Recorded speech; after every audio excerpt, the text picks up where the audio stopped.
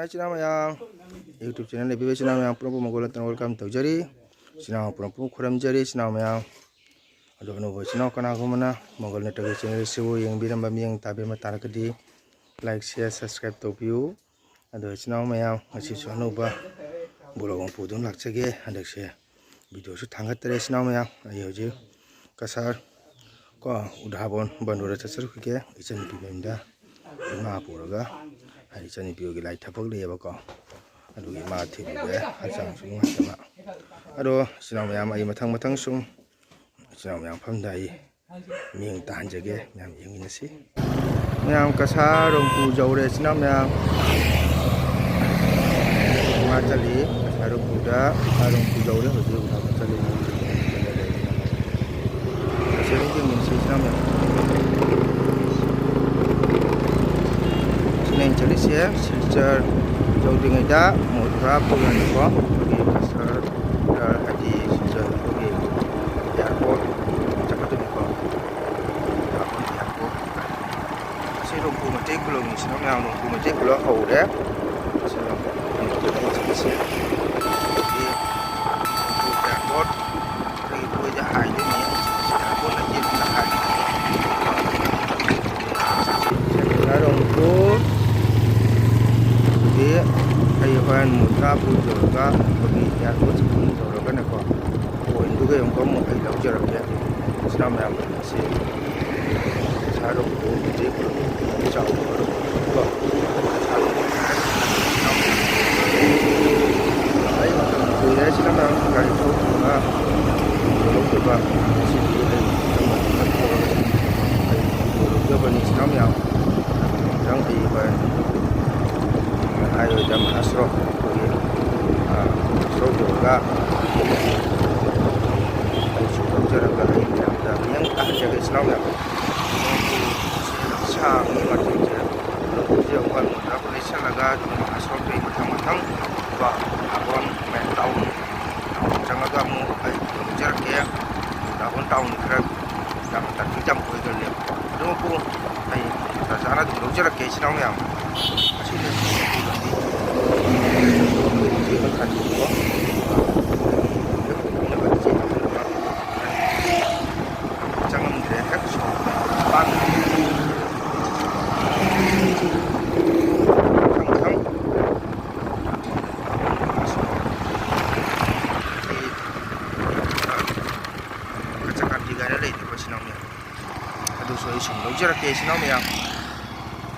Mayam na sum ay mamagat ikatali mayam ay nasa haiba Modurapur airport changham jawre ko airport haijambam haibani ko asena chungting si silchar chakki gidomi asini point se asi point ni ko ada kogi Bharatiya Janata Party ke prime minister ni kogi Atal Bihari Vajpayee maki bomni chinau mayam se yang khange ko Atal Bihari Vajpayee magi kumbangni si point sika ambulance ulai asini china ma do mathang ai sumang jer ga silchar ro chakre sigedi hai bisina ina silambi sigai hai jangi do mi sigi da bu do mi do mathang ai sumang jer ga china ka chakandi mya na khana ba ko ka sargi da bon ka chakandi magi ai sumang jage ai sum maya da jage sumang मैं मैं गाड़ी थाव तो निजब निबा सासे धाबन road highway सिका restaurant सु ma'am ले सिना ma'am से 102 ये निबा हांदी 102 दे बिदि खाय 102 होटल मैम ले सिना मैम मारवाड़ी होटल सिकना बुकी सिकरी होटल बा सुनजे में सिकना बुकी तसरा का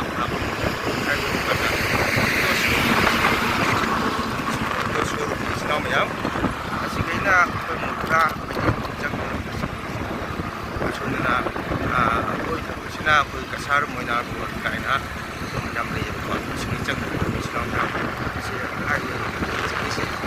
mana sih cakap lebih sih cakap sina koi kasar atau hari apa, dik company Islam yang tinggi nama ni, angkat kerana share doktor. Highway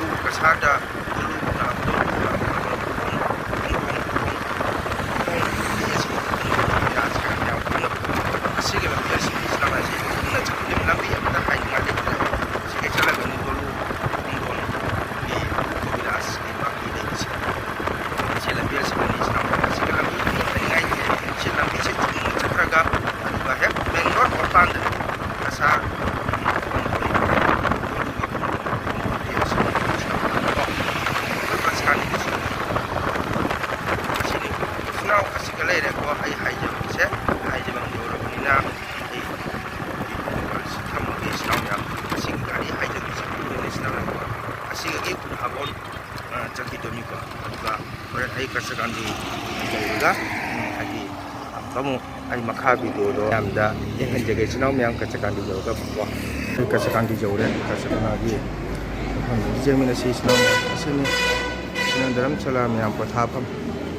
ba sudah imal yang super dari sinau yang sini kacakan di masih kelelai sinau yang sini yang kasar kacakan di yang sini apa mulai lesanya mandiri bangun paling ajar kok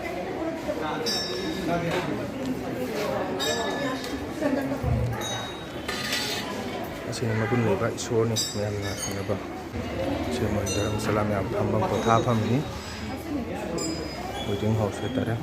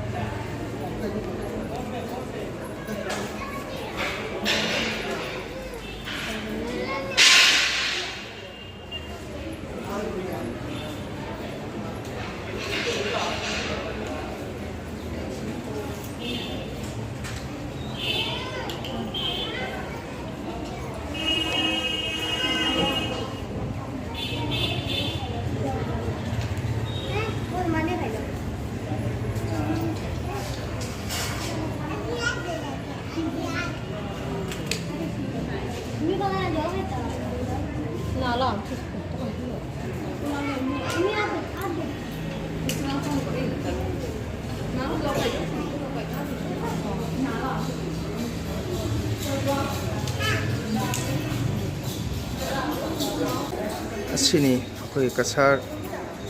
udhabon maka sekandi magi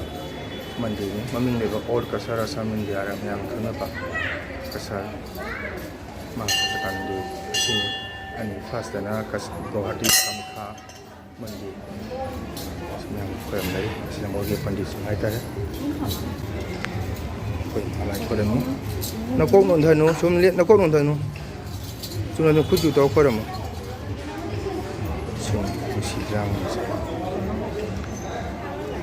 sini nanti mau coba soalnya lo mutang saya mau sini mandi deh soalnya sip mandi lagi no yang sih sih namanya kari lai sama aja Laki lame kau kaya ba ko. Okay, asina siba mandi somdana kasakandi malaya. Asina siba Mahadevi pai bungoni. Asina baba Mahadev puja to pandiji ni sina. Pandiji Jai Krishna. Asina pandiji kasakandi magi laisang banda kuiba pandiji ni. Kun mon loro. Asini siya Mahadev ima kama posati lori.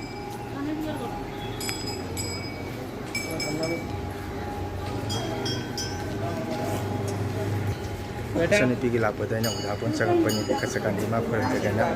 lima koran Mayam snow do matang sum ha chata jake asini snow Mayam kasakan di koran lo da sila sudah malai da ini kasakan di malai sang le da malai kasi le business koran betul ada aja dah pun jalan sani pigi do kan airport hai jam dam ai nyam da yang jara ke tu senya Mayam udah bang kacakan di thole ya kacakan di ma puramalu ada ji udah bang bicara ai chali se udah bang airport road ko airport na ini je damda left side da hai kani da bandol hai to kasau udah bang su factory kan le ba ya ada man hack ada batang dari ni ko sini senam Mayam jing diu udah bang airport road se Sinai jadi kau di Sinau Mayam hari itu dia pai apa jangan kali dia nasi se naik cukup jalan mana kamu kemarin sebelum di sana hati aku sebelum di sana yang langsung jalan di Sinau Mayam ada airport hai jalan di point dot jauh lega ayam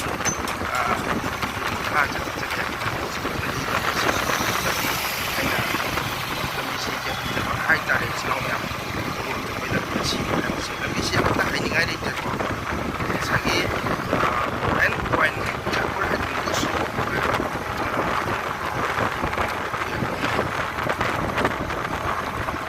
apa dah basira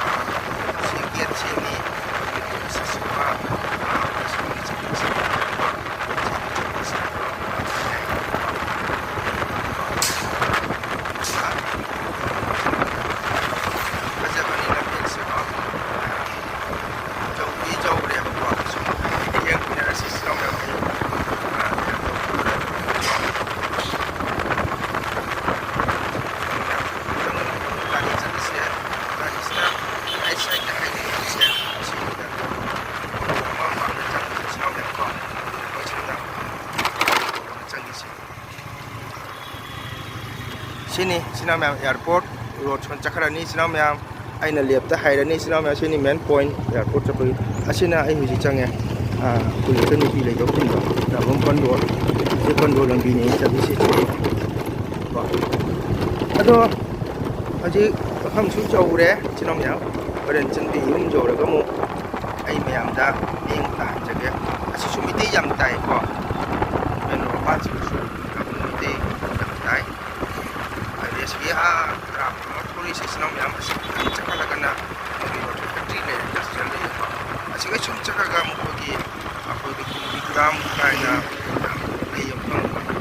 sebenarnya pang itu ada pang nore mesti kai mijuram cakap itu jare tapi sekarang pang nore sudah ada jadi Sinau Mayam cakap se factory le ya sige itu na mesti ini sudah Dabon tahun hai sudah dabon baru hai sudah aku station asik kami dek Sinau Mayam hai jauh deh jadi hai Sinau Mayam bah asik kunci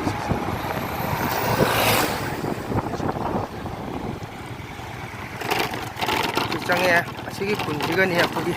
ꯑꯩꯒꯤ ꯅꯨꯡꯁꯤꯔꯕ ꯏꯃꯥ ꯅꯤꯄꯥ ꯈꯨꯃꯟ ꯍꯦꯛꯐꯝ ꯆꯦꯔꯦꯜ ꯉꯥꯕꯤꯀꯣ ꯃꯥꯒꯤ ꯃꯐꯝꯅꯤꯀꯣ ꯃꯥꯒꯤ ꯂꯩꯔꯝꯕꯗ ꯁꯤ ꯆꯪꯉꯦ ꯏꯆꯤꯜ ꯏꯅꯥꯎ ꯃꯌꯥꯝ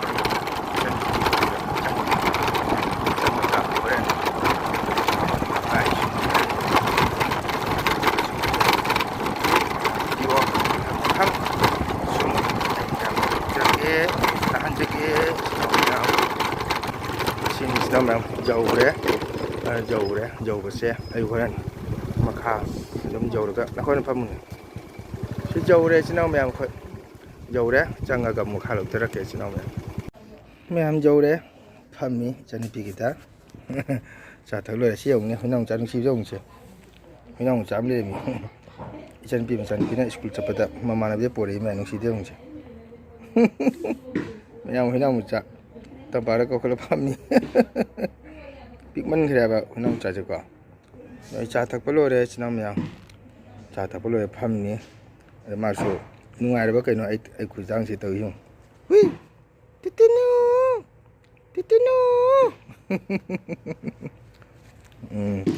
sini chinam ya do ai mathang sum lau jira ke ko chiram na tam ni mai din mayam chak lo re chak hi ge adang jeng minar si chinam mayam ure dana chak lai re ai ising khujai lai re hawai thongba ma atunga metpa ma chum thong ama hangam ga ngakha thongba ma sigana chana ga kari gano alu ngoba ma asigana omelet bindabon alu gi omelet ichna mam ko ai chak cha hige aduni ai chak cha hige mayam aduma kha damu lojrake mayam chino ai ji lo re du jum da halani chino mayam du makha video ai mayam da share tok jerage chino mayam do asikiti bye bye